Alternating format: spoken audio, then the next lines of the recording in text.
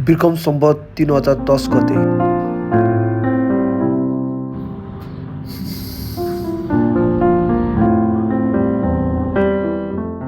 बाबा, पहिला 2081-82 सालमा हाम्रो देश नेपाल कति धेरै गरिब थियो रे। हाम्रो देश नेपालमा यति धेरै बेरोजगार थियो रे कि हाम्रो देशका युवाहरू सबैजना बाहिर कमाउनको लागि जान्थ्यो रे, न कि पढ्नको लागि। अनि हाम्रो सरकारमा यति धेरै भ्रष्टाचार हुन्थ्यो रे कि जस्तो सुकै काम गर्नको लागि पनि सोच चाहिन्थ्यो रे। अनि जसको शक्ति त्यसकै भक्ति हुन्थ्यो रे।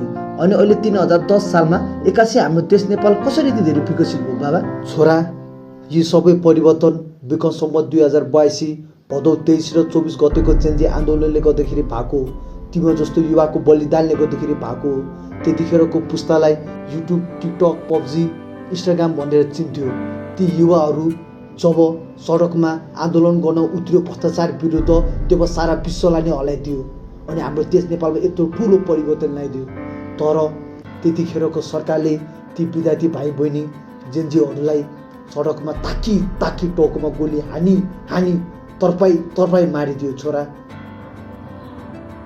अनि त्यो दिन हाम्रो देश नेपालकै सबैभन्दा कालो दिन भनेर चिन्यो। अनि बाबा, के उनीहरूले न्याय पाए त? के अहिले विक्रम सम्वत 3010 सालमा ती शहीद जेनजीहरूले न्याय पाए त?